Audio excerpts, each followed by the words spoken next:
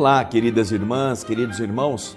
Com muita alegria, retomamos a leitura e o comentário do livro Nos Domínios da Mediunidade. Esta obra aqui que eu tenho em minhas mãos e que pode ajudar você em muitos aspectos, para você compreender as coisas que acontecem com cada um, ligadas às percepções, às intuições, às sensações, que muitas vezes, por desconhecimento, as pessoas imaginam que se trata dela mesma, ela mesma que está sentindo isso. E é claro, é natural que seja essa interpretação, quando a gente desconhece que há interferências vibratórias, que há combinações de pensamentos, que há até mesmo quando a gente deixa a imposição de vontades externas sobre nós. No Livro dos Espíritos, e é importante nós falarmos disso aqui, no Livro dos Espíritos, na questão 469, Kardec faz uma pergunta que atesta o que eu estou falando.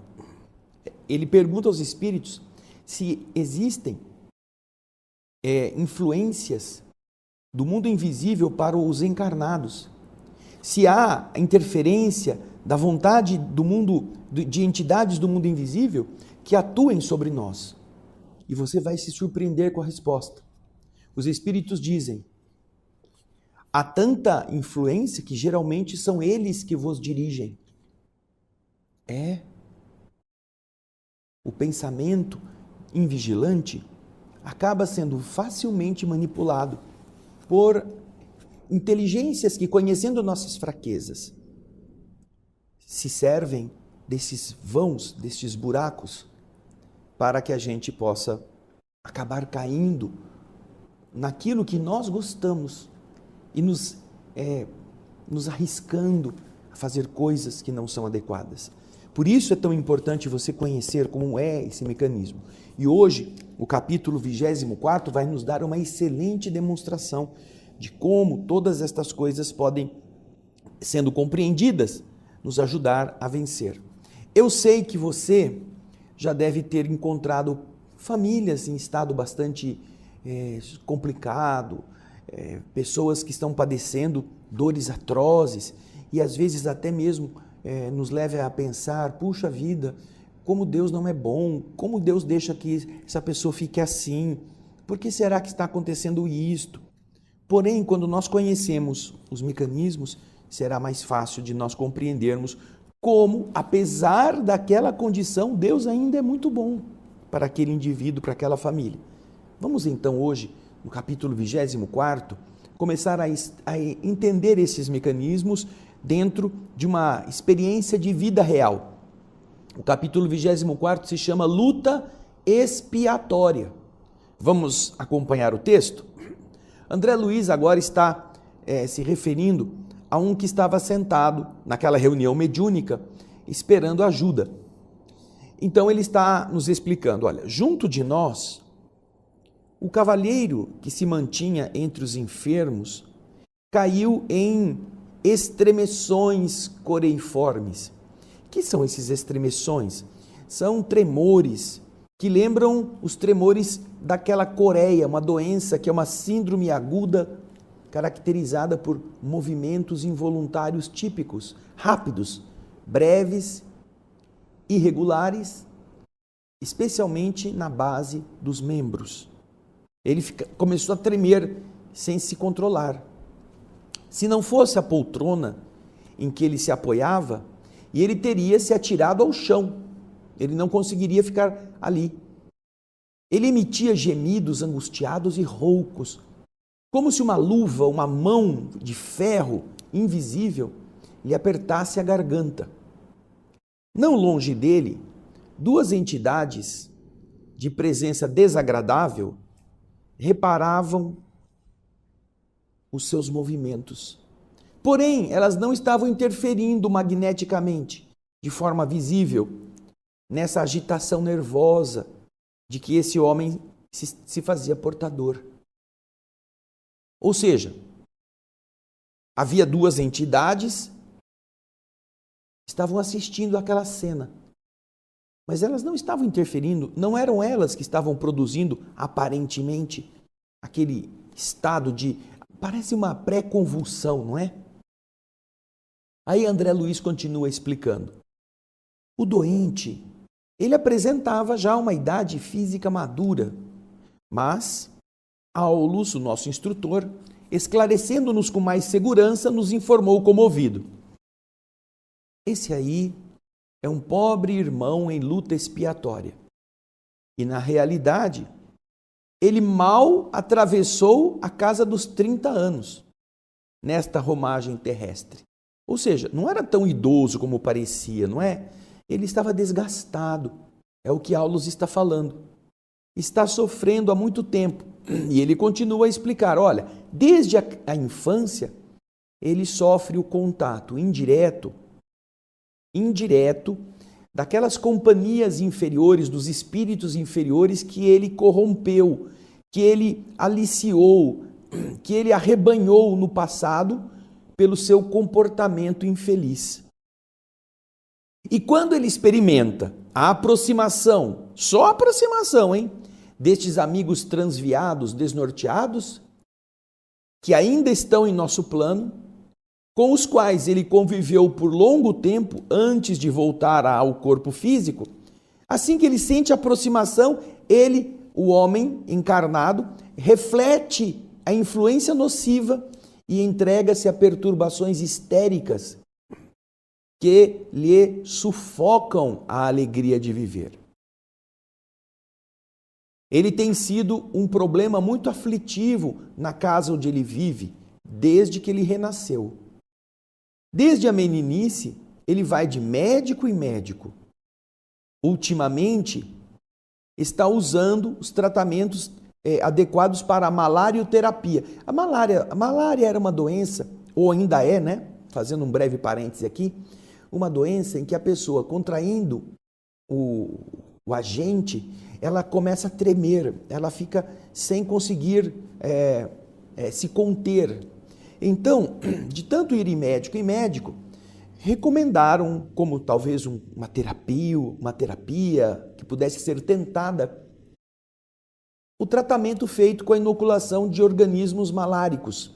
A insulina, o eletrochoque também têm sido empregados no seu benefício, sem resultado prático. Ou seja, até agora, os médicos estão tentando fazer algo com os conhecimentos técnicos que eles possuem, mas não está sendo eficiente. Os tratamentos, diz André, dolorosos e difíceis de certo modo, lhe castigaram profundamente a vida física. O espírito Aulus está explicando, ele parece um velho, quando poderia se mostrar em pleno vigor juvenil.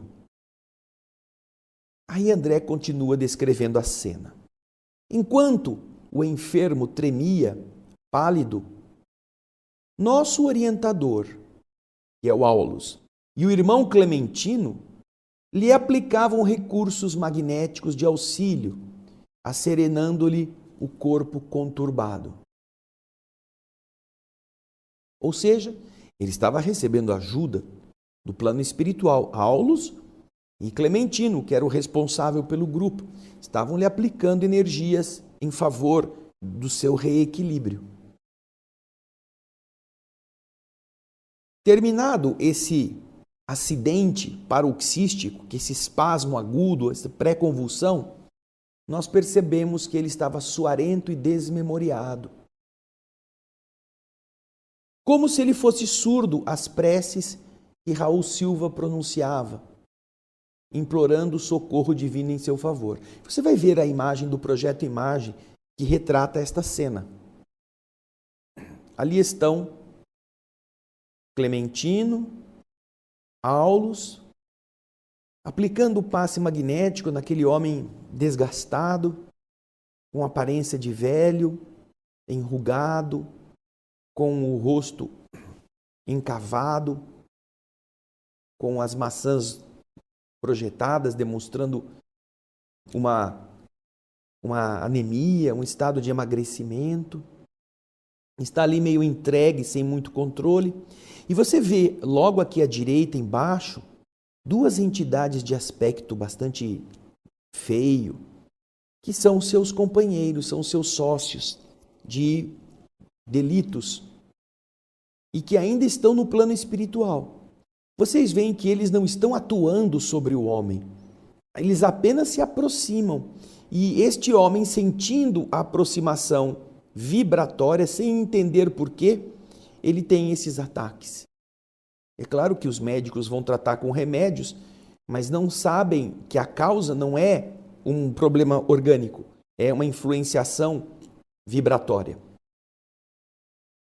Ao mesmo tempo em que os dois, o assistente e o responsável, o Clemente, estão aplicando energias em favor dele para que ele se acalme, o dirigente espírita encarnado, Raul Silva, também está fazendo uma oração, pedindo socorro espiritual em favor do homem. Aí André Luiz volta a nos explicar. Decorridos alguns minutos, a calma no ambiente voltou a ser completa. A reunião estava se aproximando do seu término. Porém, esse rapaz que nos tomara por último a atenção, prosseguia apático, melancólico. Nós registrávamos a esperança e o encorajamento em variados tons, em todos os que estavam presentes, menos nele, que demonstrava tortura e introversão, estava voltado para si mesmo. E então o nosso instrutor, costumeiramente tolerante, ele se pôs à disposição para nos ouvir, diz André. Então Hilário, curioso, começou perguntando: como devemos interpretar o caso do nosso amigo? Nós não vimos o desdobramento, ele não saiu do corpo, e diante do que nós pudemos observar, ele também não assimilou as emissões fluídicas de qualquer habitante de nossa esfera. Isso que aconteceu com ele poderia enquadrar-se em transe, de algum processo mediúnico que nós não conhecemos? Isso aí pode ser qualificado como mediunidade? Então, o assistente elucidou. Olha, Hilário, o que está acontecendo com o nosso irmão, que esse enigma, é de natureza mental, se nós formos considerar a sua origem pura e simples. É um problema de ligação mental com aqueles seus sócios, mas está radicado, está enraizado a essa sensibilização psíquica, tanto quanto as ocorrências de ordem mediúnica também estão existindo por causa da sensibilização psíquica. Aí André está dizendo que ele aproveitou e fez então um adendo. Desse modo, ainda assim, nós poderemos considerar esse nosso irmão como médium? E o instrutor respondeu: não, de imediato não. Agora, neste momento, ele é um enfermo que está precisando de cuidado assistencial. No entanto, quando for sanada, quando for curada essa desarmonia de que ele ainda é portador, como se trata, de um problema psíquico, de uma sensibilização psíquica, ele poderá cultivar, desenvolver preciosas faculdades mediúnicas. Porque a moléstia, nestes casos, é fator importante de experiência. A dor em nossa vida íntima é muito semelhante ao arado na terra não cultivada, na terra rústica. Rasgando e ferindo a superfície, o arado oferece os melhores recursos à produção. Ele está então comparando a dor a essa coisa que raspa, que rasga aquela superfície dura, para que aquilo que está embaixo, que é uma terra mais fértil, possa ser aflorada.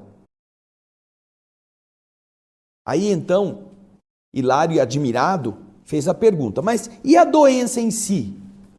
essa doença que ele tem, que faz ele tremer, será do corpo ou será da alma? E o instrutor respondeu: é um desequilíbrio da alma, Hilário, que se retrata no corpo, disse ele comovido. E então, acariciando o rosto do moço triste, continuou dizendo: esse nosso irmão, antes desta encarnação, vagueou por muitos anos em uma região de trevas muito desolada.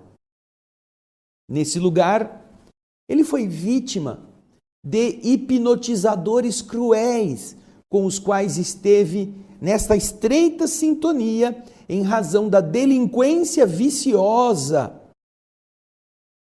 em que ele se dedicou, a qual ele se dedicou no mundo físico, quando ele estava encarnado.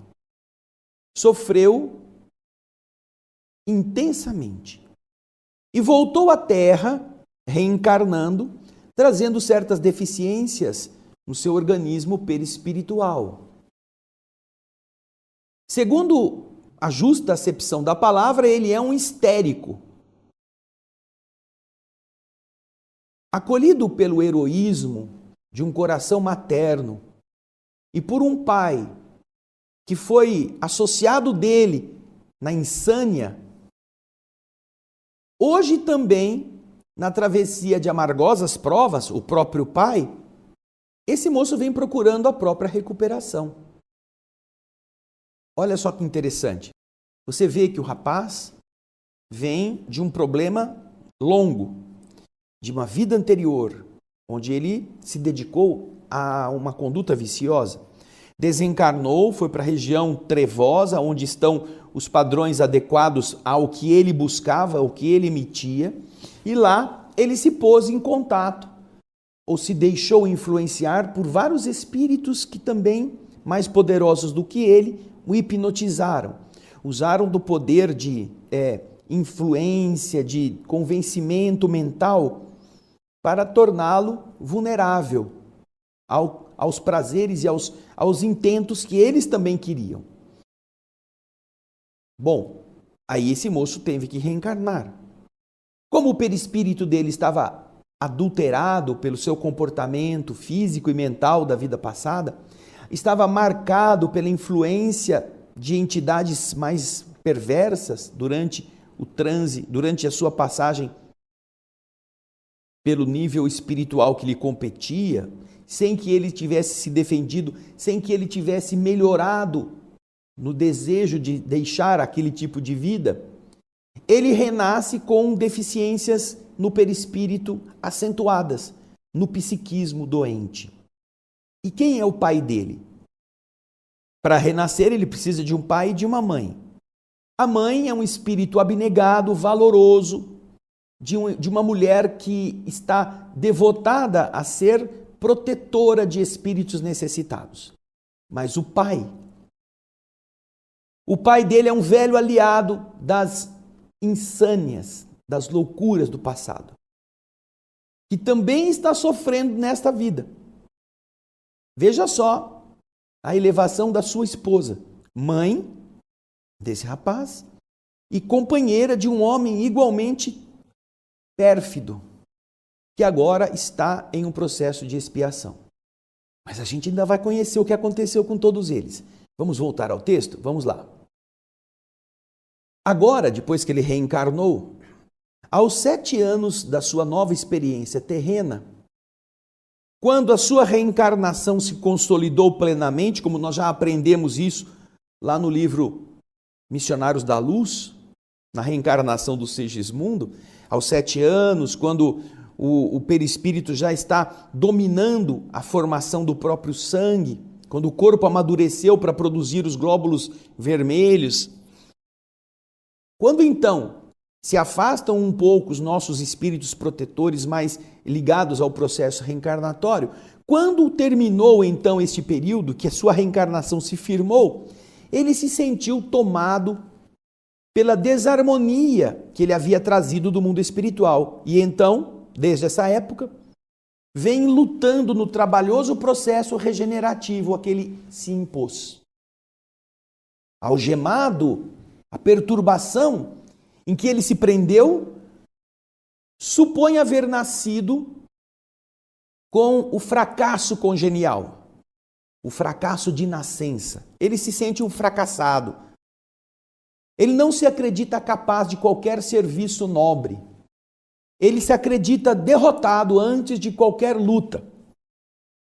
Parece coisa de hipnotizado, não é?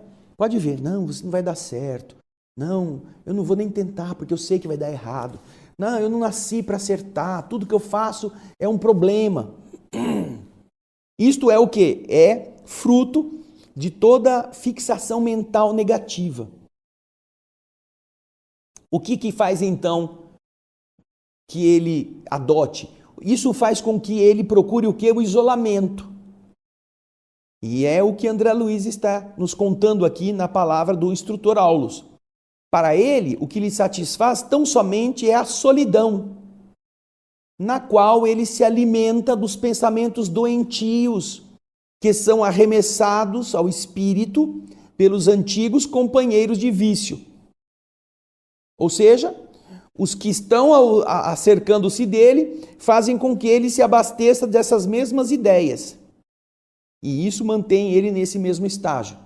Por fim, vive em deploráveis condições doentias no sistema nervoso, numa crise de longa data, de longo curso, que se caracteriza por estranhas perturbações da inteligência e por contraturas, por contrações repentinas, que o inutilizam temporariamente para o trabalho digno. Ou seja, já deu para entender mais ou menos o que está acontecendo com esse rapaz. Está recolhendo a fixação mental negativa e o fruto amargo de seus comportamentos negativos do passado.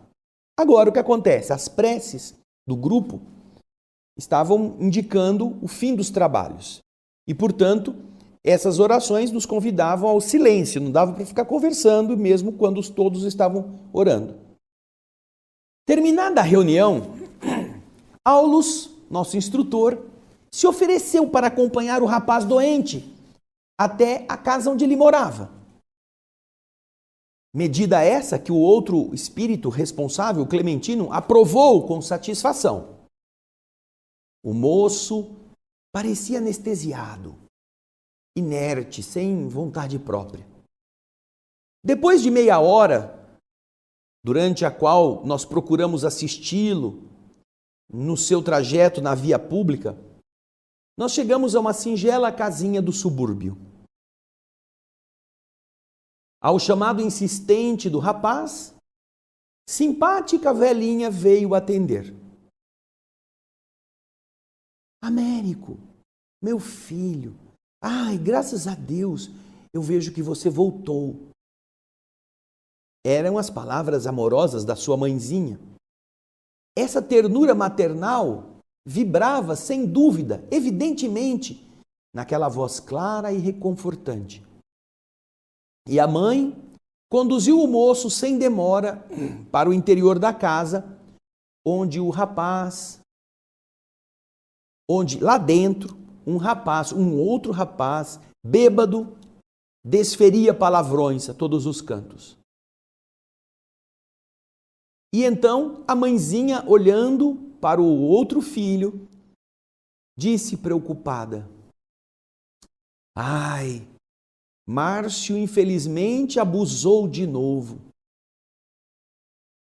E porque reparasse a apatia do recém-chegado, a velhinha acrescentou: mas deixa isso para lá, primeiro vamos tratar de acomodar você. O moço não recusou a ajuda. Deixou-se arrastar pelo carinho materno, envolveu-se nas cobertas do leito em acanhado telheiro que estava nos fundos da casa. Telheiro, como se fosse um pardieirozinho, um abrigo rústico. E assim que ele deitou, Américo dormiu sem demora. E rapidamente, saindo do corpo, ele apareceu próximo a nós, em um desdobramento natural.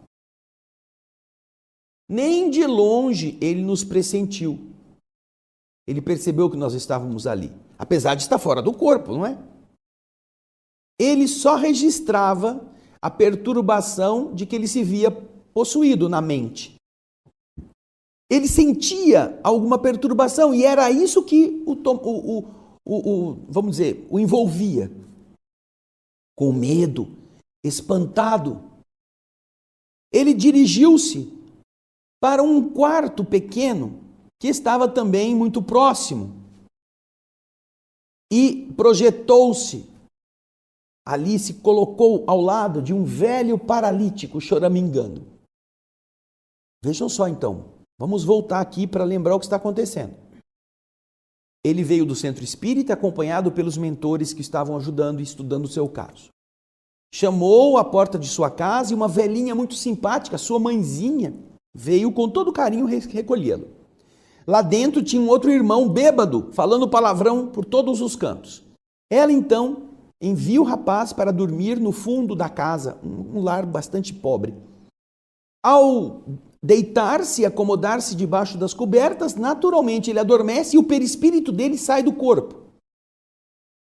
Quando sai do corpo, lá estão André Luiz, Hilário e Aulus na casa. Só que o rapaz não vê, porque ele está com a mente fixada nas perturbações, no medo, no pavor, naquilo que os outros seus companheiros, aqueles espiritões feiões que estavam lá na reunião mediúnica, costumam fazer com ele. Então o que ele faz? Perispírito livre do corpo físico, vai procurar quem? Vai até o quarto do seu pai, que está na cama. E lá ele chega e começa a pedir ao pai. E agora os espíritos estão ouvindo o que ele vai falar. E então, choramingando, André Luiz nos conta o que ele está dizendo. Vamos voltar lá no texto. Começou a dizer: Pai, estou sozinho. Quem me socorre? Tenho medo, tenho medo. Na cama, o doente que ainda estava acordado, estava calmo. O pai não estava dormindo. Ele sentiu a presença de algum modo, porque mostrou no semblante uma expressão dolorida, como se estivesse ouvindo as suas queixas. Então, o instrutor recomendou a mim, André Luiz está falando, que examinasse o pensamento do doente que estava ali, preso ao leito limpo, o pai. E buscando sintonizar-me com ele, eu escutei a sua mente conversando de si para consigo mesmo. O velhinho está pensando, ele não está dormindo, está pensando: ó Senhor, me sinto cercado por espíritos inquietos. Quem estará junto de mim? Me dê força para compreender-te à vontade e para eu acatar os teus desígnios. Ó Pai, não me abandone. Tristes são a velhice, a doença e a pobreza quando nos avizinhamos da morte. Tudo isso é o velhinho pensando. E sob a influência do rapaz, o seu filho que está fora do corpo, cujos pensamentos ele assimilava sem perceber, nós o vimos também dobrar a cabeça e chorar abundantemente. Nosso orientador, olhando para os dois, de forma significativa, nos esclareceu. Agora a gente vai entender quem são eles. Ali está o pai, com as muletas para mostrar que ele é paralítico, está acordado, está pensando na sua desgraça. O perispírito do filho, vocês veem que tem uma linha branquinha, um cordão que sai da sua cabeça e vai até o corpo físico que está deitado. O perispírito do filho se aproxima do pai, se queixando de que ele está sozinho, que ele está com medo, está pedindo a ajuda do pai. E lá no fundo você vê Aulus conversando com André Luiz e Hilário. E agora vai começar a explicar. André Luiz estará nos informando o que é que Aulus está dizendo. Bem, disse ele, nós nos achamos à frente do pai e do filho. Júlio, o pai de Américo, foi vítima, faz muitos anos, de uma paralisia das pernas, vivendo assim, amarrado à cama, na qual ainda se esforça pela subsistência de seus filhos em trabalhos leves. Entregue à provação e à solidão, começou a ler e a refletir com segurança. Aprendeu a verdade da reencarnação, encontrou consolo e esperança nos ensinamentos do Espiritismo e, com isso, tem sabido andar com resignação e fortaleza nestes dias ásperos que ele vem atravessando. E percebendo que eu e o Hilário estávamos desejosos de conhecer melhor o caso, o instrutor então prosseguiu, depois de uma pausa. Nosso irmão Júlio, sustentado pelo devotamento heróico da esposa, trouxe ao mundo 5 filhos, dos quais uma jovem, que lhe foi abençoada irmã em outra vida terrestre, e os demais, inclusive Américo. São 4 rapazes de tratamento muito difícil. Márcio, que nós já vimos bêbado, é cliente da embriaguez. Guilherme e Benício estão consumindo a mocidade em extravagâncias noturnas. Laura, que é a sua companheira abnegada dos pais, é a filha, que é já um espírito de outras vidas, que está buscando também ajudar o seu paizinho, e o nosso Américo, o mais velho, que ainda está longe de recuperar o equilíbrio completo.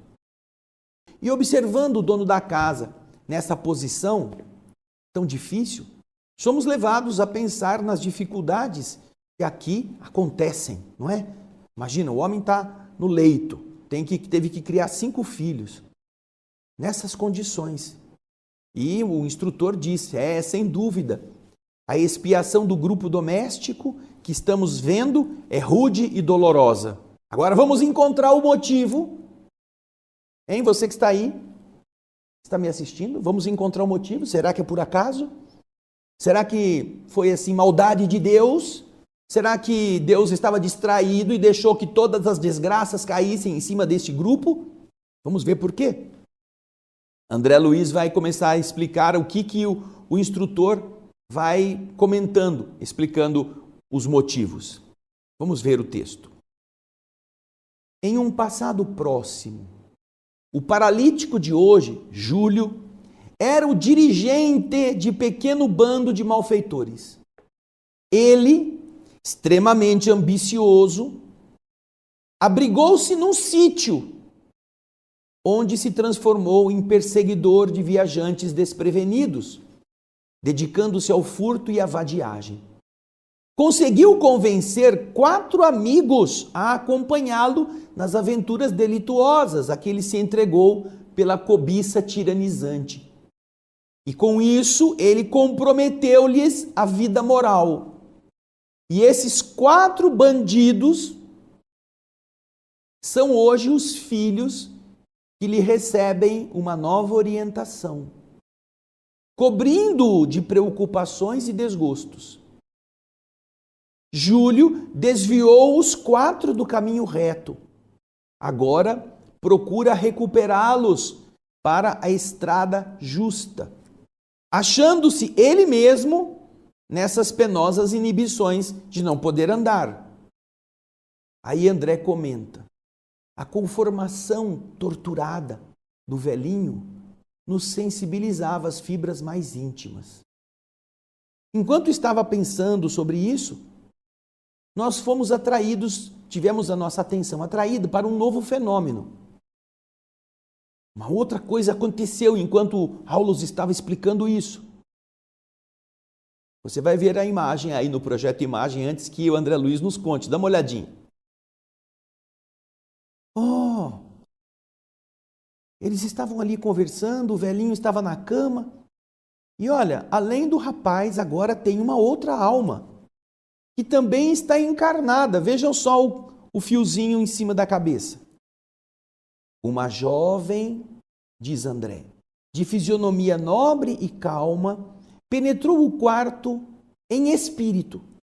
Passou junto a nós, sem nos notar, e reanimando Américo, retirou-o para fora.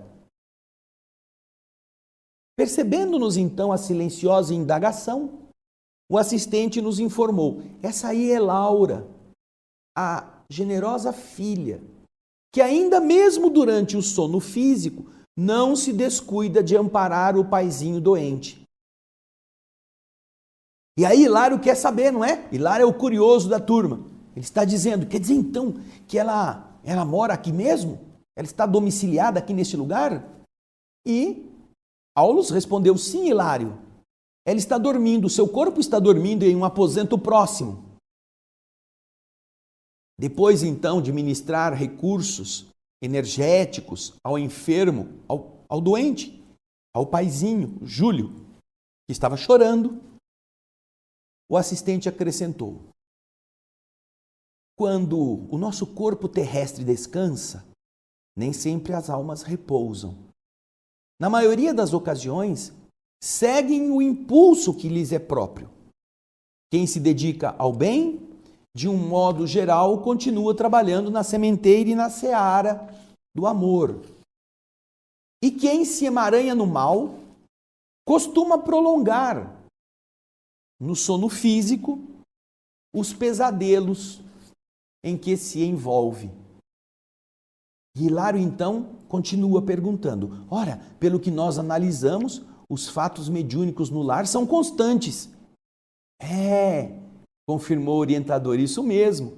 Os pensamentos daqueles que partilham o mesmo teto agem e reagem uns sobre os outros, de modo particular, através de incessantes correntes de assimilação.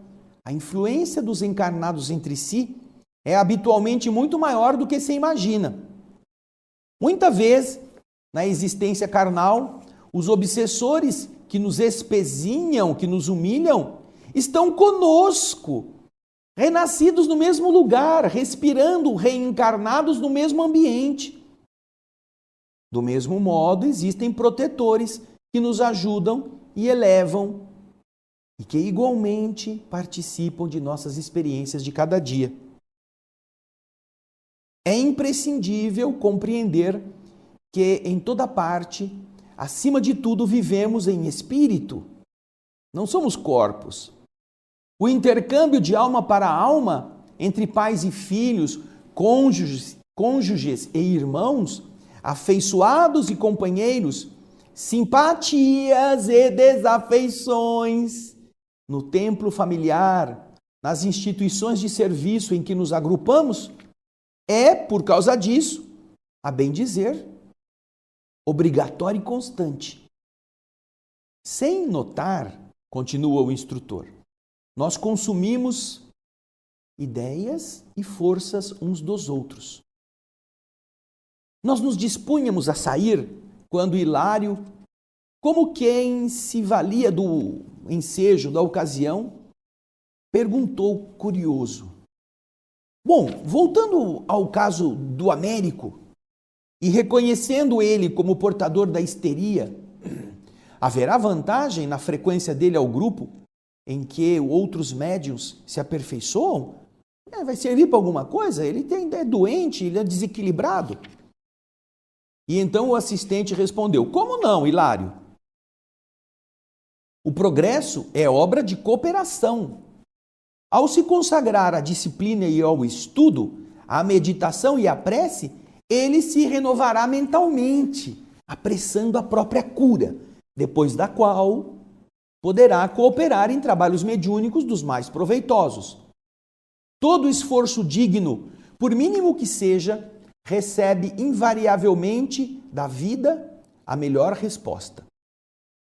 Aulus, a seguir, lembrou trabalhos à distância que o esperavam e considerou terminada a valiosa lição. Puxa vida, não? Nossa, quanta coisa, quanta explicação boa, quantas noções que agora nos fazem compreender determinados grupos familiares, determinadas pessoas que nós conhecemos que estão passando por doenças, dissabores, conflitos familiares, disputas dentro de casa e que cada um é responsável por melhorar. Nós sempre teremos conosco espíritos que precisam receber de nós boas coisas. Alguns deles não aceitarão facilmente. Nestes casos, é porque entre nós e eles existem barreiras que nós mesmos criamos. Tem uma história rapidinha que eu vou contar. Uma mulher procurou o Chico Xavier um dia e disse: Chico, eu estou aqui muito infeliz porque eu tenho 7 filhas e nenhuma delas gosta de mim. Eu estou velha, cada uma se mudou, mal me procuram. E quando eu vou procurar por elas, elas falam: não me procura não, que eu não tenho muito afeto por você. Então eu estou muito triste, eu sei que alguma coisa deve ter acontecido, mas eu não entendo por quê. Eu sou a mãe delas. Não entendo por que isso está acontecendo. E então, Chico disse a ela: minha filha, não fique triste não. Você está com aquelas moças que na França do passado, você aliciou das comunidades humildes, você que era da corte, e você levava essas moças com a desculpa de que iria projetá-las, iria dar uma outra vida, e as prostituía para os nobres. Elas então que confiaram em você, elas agora não confiam mais, porque sofreram na sua mão. Mas você está resgatando isso, sendo mãe, tendo paciência, compreensão, porque um dia isto vai mudar. E é assim que acontece. Nós poderemos fazer o que queremos, mas nós vamos recolher aquilo que fizemos. Pense nisto. É assim que nos domínios da mediunidade nós vamos aprendendo que todos nós trocamos influências, todos nós damos influências, todos nós recebemos influências. Que nós possamos produzir boas influências e possamos nos prevenir das más que chegam através de vários caminhos, inclusive da própria televisão. Pense nisso. Nós agora agradecemos a sua audiência, vamos nos preparar para o próximo capítulo 25, que não é muito grande, mas é muito instrutivo para a nossa compreensão. E eu espero que em torno da fixação mental, que é o capítulo 25, nos ajude tanto quanto este a compreender nossas destinações nesta terra. Obrigado pela sua audiência, pelo seu carinho.